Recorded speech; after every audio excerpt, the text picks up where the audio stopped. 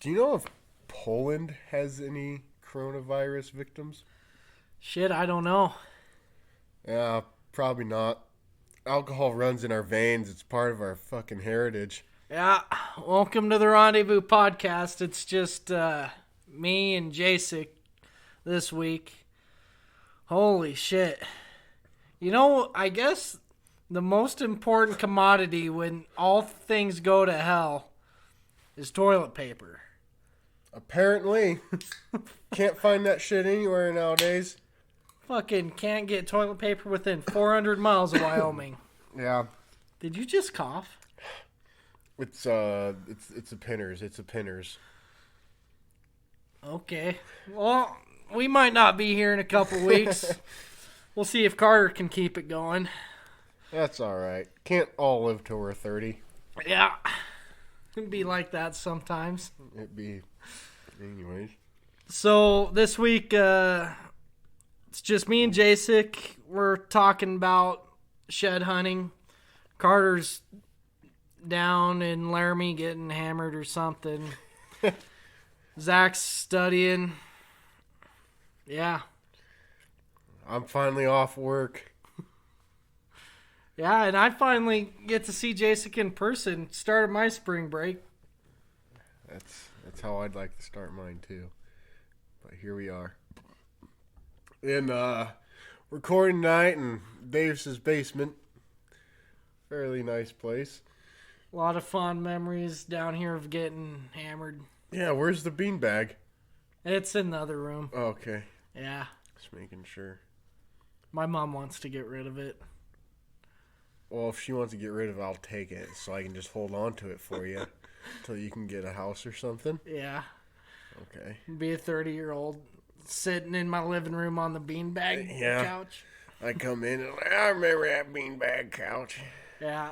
So, let's talk about shed hunting.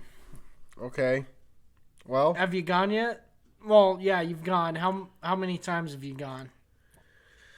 Oh boy, let's see here. I'd say 1.5 handfuls ish. So 7. 1.5 handfuls. Like 7, 5, 7, 6, something like that, around there. Yeah, I've seen you've been finding some at work and pissing me off. Yeah, I'm fairly fortunate enough. I work in a lot of good mule deer winter ranges in some BLM land. And you'd almost have to try to not find them out there sometimes. So, yeah, if I see some, I might go over there and snag it up. You know, within company guidelines, if you want to call it that. But other than that, yeah, I've gone out in kind of, I don't know, would you call it like the high prairie, the high desert, kind of east of us for mule deer. Yeah, the rolling foothills. Yes, the rolling foothills, and then kind of in some of the creek bottoms about a mile away from the mountain for whitetail sheds. Haven't gone for elk yet. They're still packing. Supposedly, I may have gotten interesting news this evening about them, but I have yet to see it myself. So are you going to share the news or be a hermit about it? Well, usually I'd be a hermit about it, but I may have gotten news about an item that has fallen off of a bull elk's head in the area of northeast Wyoming. Oh, God. Okay. So east of the Bighorns. Sure. Okay. That narrows it down. Yeah. A little bit. I mean, I've seen... A mountain herd or a prairie herd? Mountain. However, I have seen... I don't know, some folks might know about this, but there's a YouTube channel that videos the Jackson Hole Elk Refuge elk herd 24/7. What are they called? I don't know off the top of my head. I just learned about this recently. On YouTube, you just find it and watch, and I have one of my friends has seen a bull on there that only has one antler. I don't know how long ago it was. Yeah, you just search Jackson Hole Elk Refuge live webcam, and there's a couple. Yep. That's cool. Yeah, it's kind of interesting. You just sit there and watch. My friend has caught wolves, kind of stalking the elk herd. Who's the friend? I guess it's my coworker. Oh. One of my coworkers. Kind of interesting. Kind of a fun thing to kind of just watch the elk on a live webcam. Is that what you do on your Friday, Saturday nights? Just get hammered and watch elk on your TV? Yeah, that's how I do my scouting. You figured me out. I just scout from the webcam at home. Like, okay, he's lost. He lost it. But So, have you found any good sheds? I have, I reiterate, found any good sheds ever? No. Or this year? Both. Well, both. Like, what's the greatest shed you've ever found? Ever. The best, my favorite sheds I found, I also reiterate, were, it was last year. I found it was a side-by-side set, scoring about 350, up in our very own Bighorn Mountains.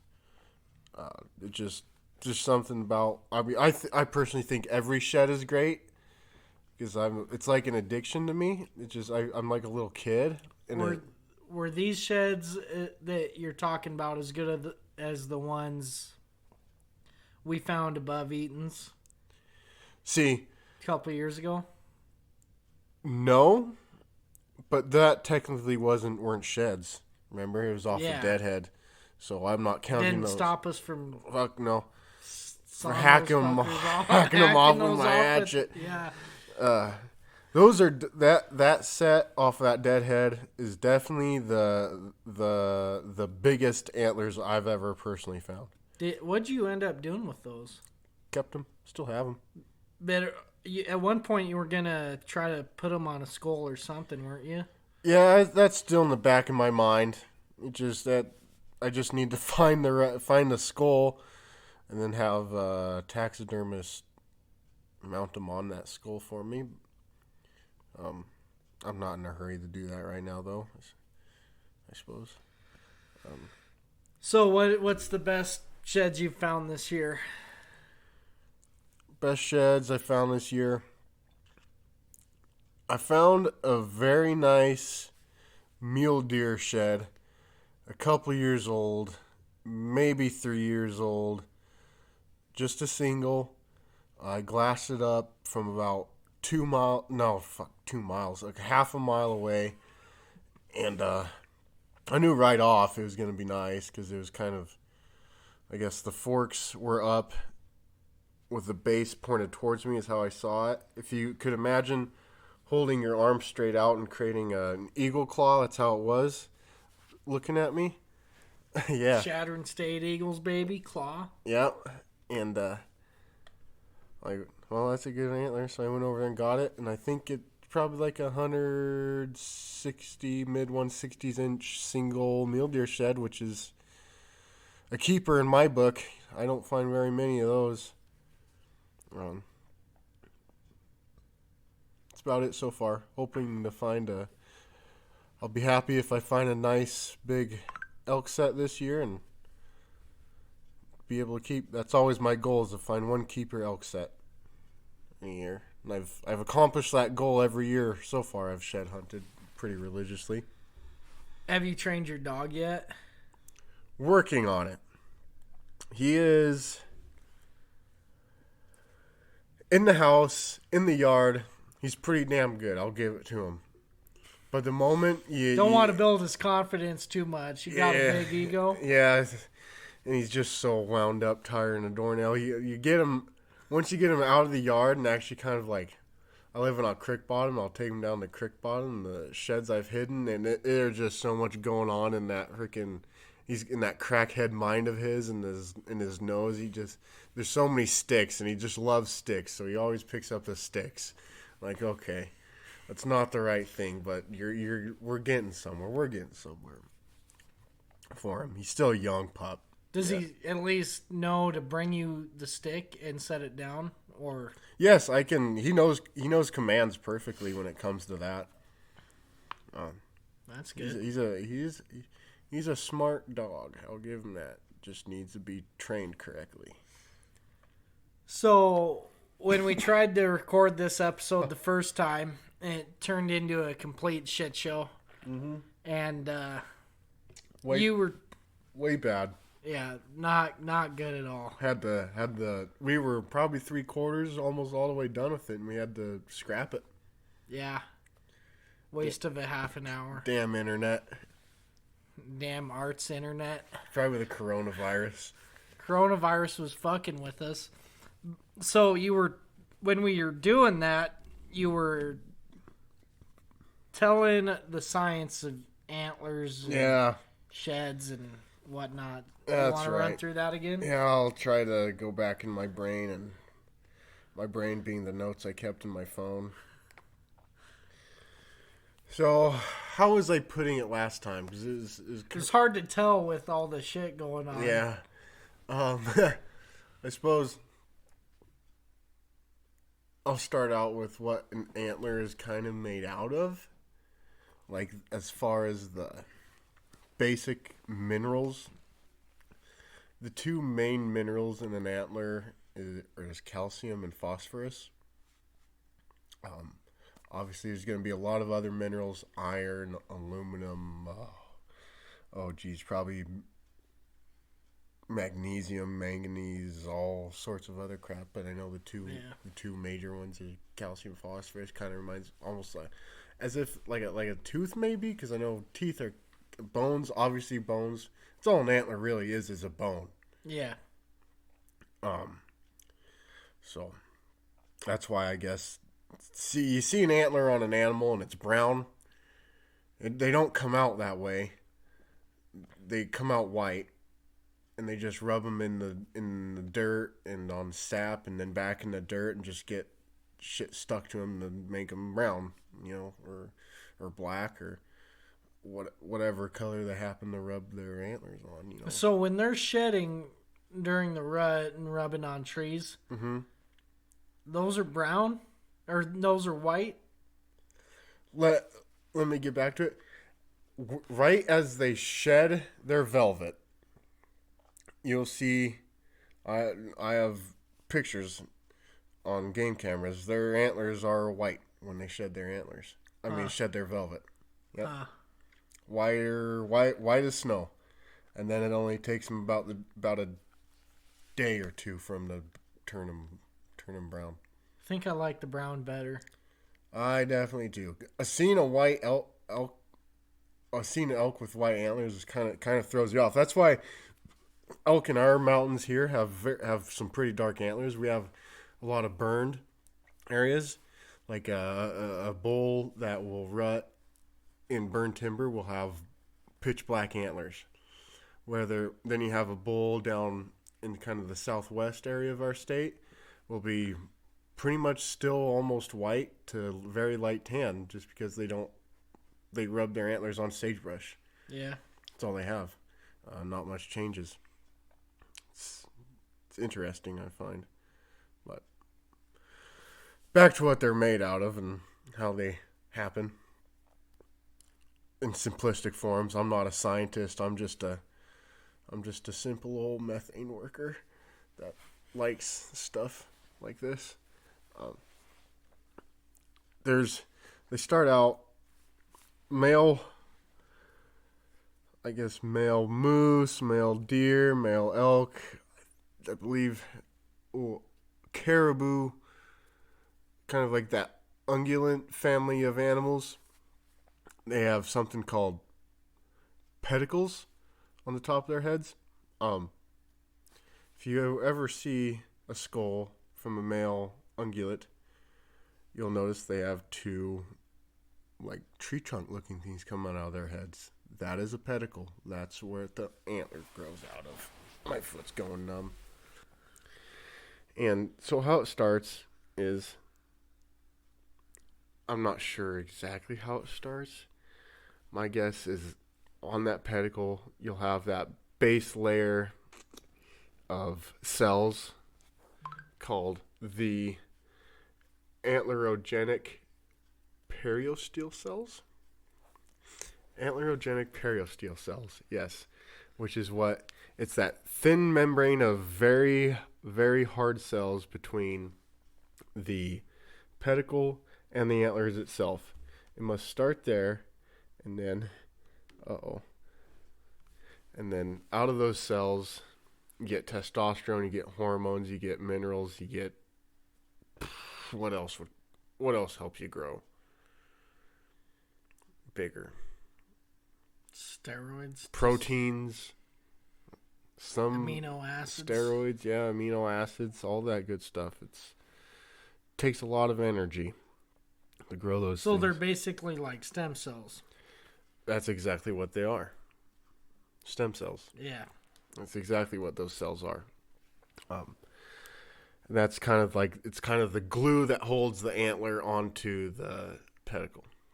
And out of that, you'll start noticing a little patch of fur growing on those pedicles where a scab once was, which will eventually grow approximately, for a healthy animal, 2 centimeters squared a day. Is about how much an antler will grow a day on average. 2 centimeters? Yeah. 2 centimeters squared per day. That's an area, not a volume. Cube. 2 cubic centimeters a day. I can believe that. Yeah, that makes more sense. 2 cubic centimeters a day it'll grow. Per antler? Per antler. Okay. For a healthy animal. Now, depending on the animal, it could differ, because I know an elk, a mature, healthy elk, well-fed, will grow an antler pretty damn fast right after it loses. I've seen elk they've started growing their 2 fronts and their main beam a couple weeks after they've lost, maybe a little more, maybe 3 weeks after they've dropped their antlers. And so when do deer and moose start growing back antlers after they lose?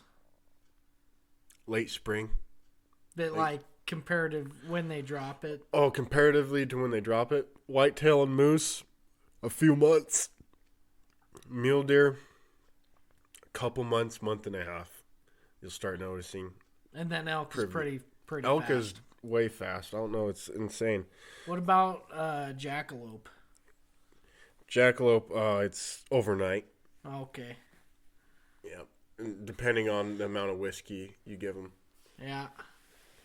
But fun little fact about antlers. It takes the same amount of energy for a bull elk to grow a set of antlers, a mature bull elk to grow a set of antlers, as it does a cow to create a calf in her womb. Huh? Yep. Do you want to cite a source on that? I don't remember the source. I know I read it somewhere, though. And it wasn't Wikipedia. Okay. Was it a meat eater article at all? Very well could have been. Okay. It could have been also this kind of elk aficionado I follow on the interwebs also. What's their name? You can find them on Instagram, Twitter, and Facebook, and I believe they have a website. I believe it's Wapiti Fit. That makes sense. Yeah, Wapiti Fit on Instagram. If you just look up Wapiti, he's got to be one of the first guys that come up. He's knowledgeable. I'm sure you can find that fact damn near anywhere if you really want to do though. Just Google it. So when do all those animals start dropping sheds? Whitetail is in December. Whitetail will begin in December, mid-December. Moose will begin in mid-December. Mule deer, the majority, on average, will begin in probably late January. They'll start. However, you do get those wild cards. I've seen mule deer dropped antlers in December. Like I said, majority start late January. Elk will start mid to the second third of the month of March. But also, there's those wild cards. And they'll drop early. It's pretty much basis of that. So, as far as when they drop. How does one go shed hunting? Do you kind of have a general idea of where you want to go or where sheds have dropped, or give away some secrets? Yeah, there's a few ways. I mean, there's the most basic way is just finding a nice piece of public land and go for a day walk in there. How far do you usually walk in a day when you're shed hunting? How far do I usually, or how far would I? Or both? Both. Usually, well, it just really depends on where I'm at, what I'm looking for. Because I'll walk a hell of a lot further for an elk antler than a whitetail antler, you know? It's kind of like the prize compared to the outcome or something. Yeah, so the it's a lot. Yeah. It's a lot more worth your time to walk a long ways for an elk shed than is a whitetail shed. Let's just say that. Yeah. I'll walk 20 miles for elk antlers, no problem in a day. Whereas whitetail antlers, you're usually not walking as far. Kind of hang out in the same general area as they would during hunting season. They don't travel very much as an elk would or a mule deer. Mule deer, you'll end up walking a little bit of a long ways. I think I've put on maybe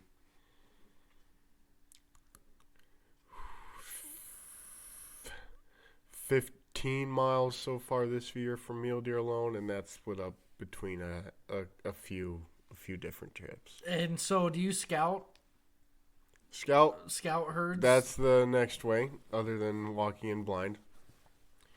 Scouting, yeah, I do. I usually try to just focus on. I find one group of deer or one group of elk and just really put all my focus into that group during the, I don't know, you call it the pre-shed season. Just kind of hang out.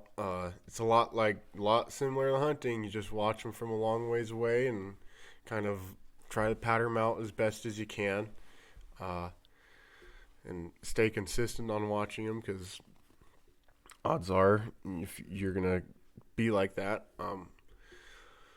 you'll be watching them one day, then the next day you'll come out and you'll see a doe or a cow out there with 10 bulls you saw yesterday. And like, oh, that cow was not there yesterday, but it is there today, and it's actually not a cow. You know, I kind of enjoy doing it that way.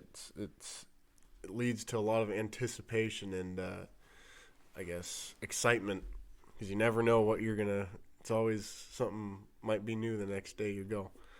But yeah, I find that to be a pretty effective way to guarantee yourself some antlers if you really want to be committed and want to be that crazy person that doesn't have a life and watches animals for fun. Kind of creepy. Well, I mean, I enjoy watching elk in the summer on the mountain, and I mean, it's just like that, and you know, it also kind of that effect of watching the elk this time of year will trickle down in the hunting season. You'll be surprised at what you see now than that watching animals that you never see. Just how actually goddamn goofy they are. Just so goofy. Care to explain a specific case? I have a pretty good sense of humor, so some people might not find it funny, but the other day I was watching this group of elk, and I don't know if they were playing or what, but they'd all start just sprint, haul ass down this mountain and stop, and then just look at each other, and then they all sprint and haul ass down the mountain and stop and just look at each other. And, I could see their heads roll back. They were far enough away that I couldn't hear them, but I knew they were bugling.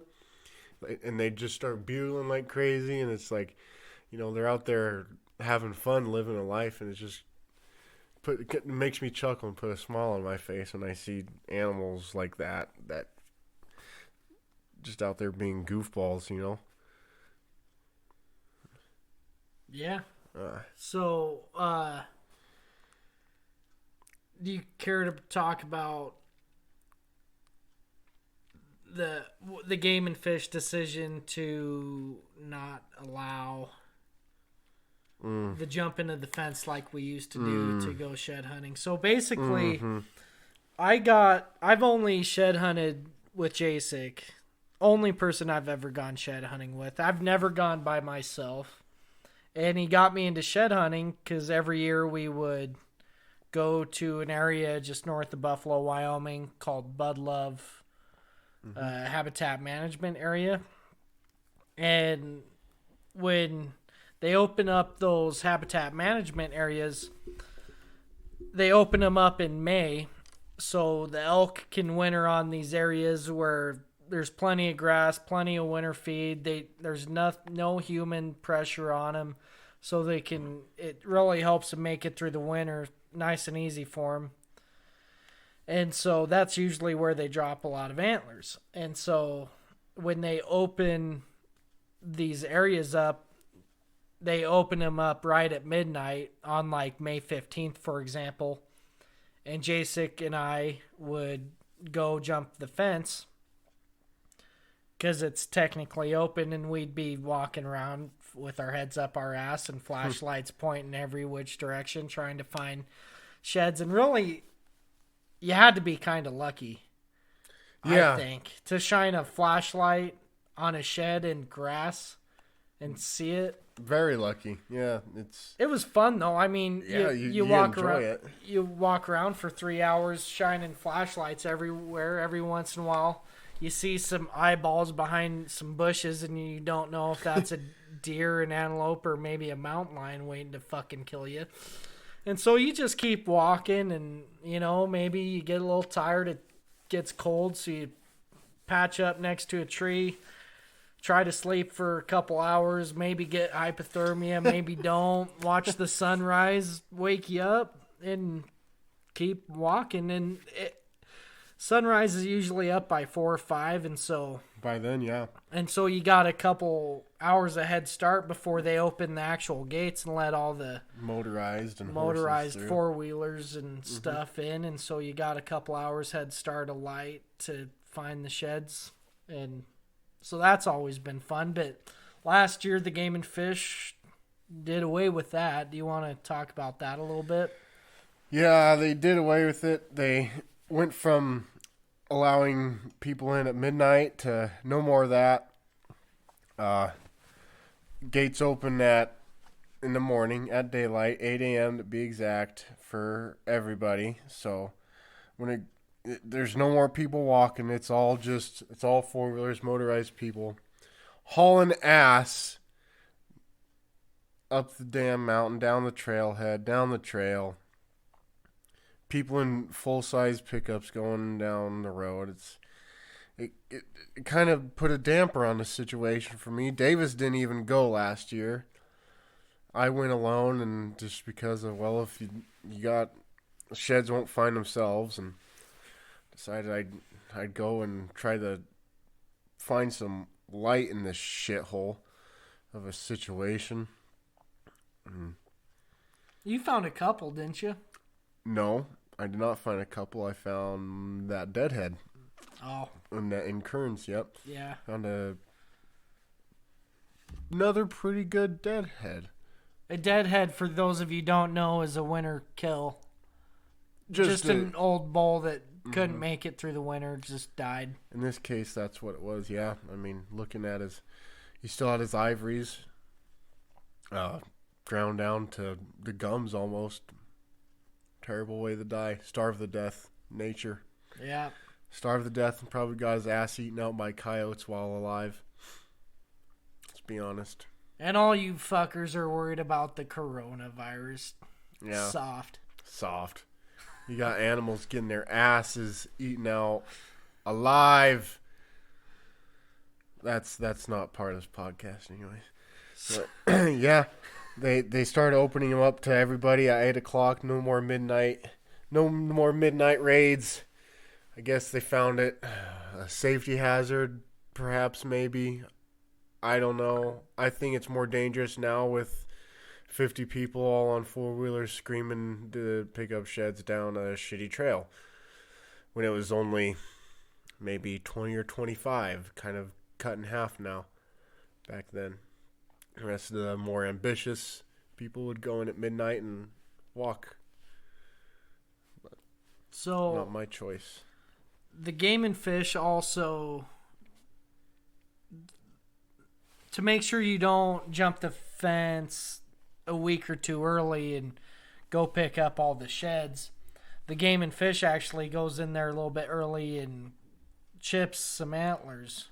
Do you want to talk about that, or how you? No, it's okay. I mean, it's not a secret that the Game and Fish does this. It's the way the catch trespassers, private landowners do this as well. Like I said, it's a way from the catch trespassers and people who are illegally in that specific wildlife management area, because like you said, it's an area that they all go to winter and stay safe and try to stay healthy during their harsh winters. So the Game and Fish will go in there with an elk shed chipped already. They already have the shed. They don't go find one and then chip it in the field, or no, they don't do that. No, because they already have. They already have a shed. They already have a shed pre-chipped. It's very similar to like a chip you would chip your dog with, your cat with, and then they go and plant it somewhere and monitor it. If the shed is going 75 miles an hour down I-90, then 2 weeks before May 15th, then you know something fishy is going on. So can you tell what a chipped antler looks like, or does it look the same? I personally can tell. To the untrained eye, you wouldn't be able to tell. I'm not going to give away how you can tell. Okay. But yeah, I know. Okay. I know. There is a way. So don't go trespassing. Yeah. Knock that shit off. Not part of the reason why they closed the elk refuge down or the habitat management areas down until 8 in the morning. Yeah, people going there early. Which doesn't solve anything because people are still going there early. Kind of insane, but... Isn't it just like gun laws? If you make them illegal, everyone will stop doing it, right? I guess so. According to what does Carter call it? The transitive property? Something like that. Yeah. Mm-hmm. Well, that was a pretty informative talk by a oil field worker. Yeah. Methane field worker. Just a simpleton methane worker. Yeah. It's about how long have we been going for? Half an hour. It's about all right. I don't know. I could probably talk about a little bit more, but go ahead if you want to. I guess I'll go back to... I can't remember what else we talked about on Monday. I can't either. We've just about covered everything. But I guess I'll go back to what I do with the other sheds I find that I don't keep. Obviously, there is a very good market for elk antlers right now. And there has been for about 10 to 15 years. And it has to do with aphrodisiac in Asia. And more recently, doggy chews. Like dog toy type situations. You sell them to the companies and corporations, and they quite literally cut them up into 8-inch long chunks and sell them for about $30 some a piece. which is insane compared to how much you, as a shed hunter, sell your whole antlers for. Yeah, so how much do you get for a whole antler? Well, it goes by weight, and it's a certain amount of money per pound for... What's a good number? Like a good weighted? Or a good... A good price per pound. A good price per pound? Well, yeah, like what do you normally get per pound? Normally get on a regular year, like where the markets are pretty smooth, probably like anywhere between 12 and 13.50 is what you'll sell an antler for Per pound. per pound. And then that is brown elk antler. Yeah. Let me get that clear. $12 to $13.50 per pound. If you find a sun-dried white elk antler, it's going to be less. The price is going to go down because they can't sell that as a dog chew. It's not fresh. It doesn't have those minerals in there still, They've dried out. Now I remember what we talked about a little bit Monday. You were talking to me about the density. So, how heavy is a single elk antler? Like a good elk antler? A good 6-point elk antler. I'll give you an example of the elk antlers I found last year I was talking about earlier. That was a 6-point elk antler. Scored exactly 348 for both sides. That's both sides together added with a 40-inch spread, which is pretty average for an elk around here. One side was 8.5 pounds, the other side was 8 pounds. You always have one side will always be bigger as the other, as in feet. So, just over $100 per antler. Per antler. Yep. So about $200 for the set. Mm-hmm. Around there. Not bad. Around there. Now, some folks will take even more if you have a set, because then they want like furniture, or they want to mount it themselves because they aren't gonna go hunting or blah blah blah. Yeah. So talk to me about the different densities you were explaining. Okay. So around here in our mountains, I'll call it like the central Bighorn Mountains eastern slope. That's about as specific as you've ever gotten on this podcast. Eastern slope of the Bighorn Mountains, central-ish. I've noticed higher density, heavier weighing, heavier scoring elk antlers. In compared to, say, northern eastern slope of the Bighorn Mountains. So up by Kearns, habitat management area is a little bit lighter than, say, I'd say so. Yes, a little bit lighter density, and then I'd find those kind of more middle range, middle of the pack, because you got right now we've got the heavier ones, we've got the middle, and then I'll go to the lighter side, which is out east in the rolling foothills. We have elk herds in between Gillette and Sheridan and Buffalo. Mm-hmm. And more elk than a person would think is out there. But the problem is, it's mostly private land, tough to hunt, tough to shed hunt, tougher to get permission. Not great vegetation. But the thing is, I often find bigger elk out there than on our mountains, I guess. They were naturally a prairie animal to begin with. Yep. And I'll throw in a little side note. The body size of the rolling foothill elk are about 200 pounds heavier than the elk we have on the mountains. They probably have an easier winter. Easier winter. Mm-hmm. Yeah. It's like the bison of ancient times. The bison we used to have however long ago, thousands of years up on the mountains. 1800s. Oh, longer than that. probably 8, 17, 16, 15, on and on back. Were smaller than the bison that were out on the plains. Okay. Mm-hmm. Like I think they're called mountain bison and plains bison. Oh, so you weren't talking about the plains bison? No. Okay. Yeah, but something about I believe it's winters. But the horns are denser, so it makes you think maybe those mountain elk have better nutrients back in to the the soil and grass. Back to the antlers. Just like Davis said, you got more nutrients, more minerals, probably in those mountain grass, mountain dirt, compared to in the rolling foothills where you got pretty much just the same shit everywhere. You got sagebrush, grass, and bentonite. Not much to go around. Methane, yeah.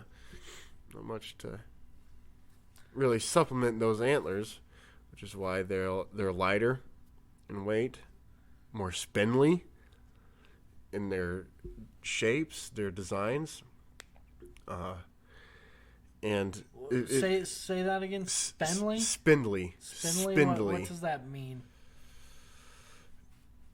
Thin. Okay. Like thin-horned. Okay. And how does that compare to the rest of the state, like in the South or in the Jackson Hole area? I'm guessing in the Jackson Hole area, you'll be in more of that mid-range, the heavier, and you go down southwest, you're going to be in that lighter kind of range. It's all about the habitat. I'm thinking habitat and their diet, really. Antlers rely on diet and hormones, So, just like a calf elk, diet and hormones. Obviously, if a cow elk is going to be smoking and drinking, that calf ain't going to be healthy. Probably goes along the same with antlers. God, I would pay money to see a bull elk drink some Vajunka. Drink some Vajunka and eat a hamburger. Yeah. So, got anything else? No.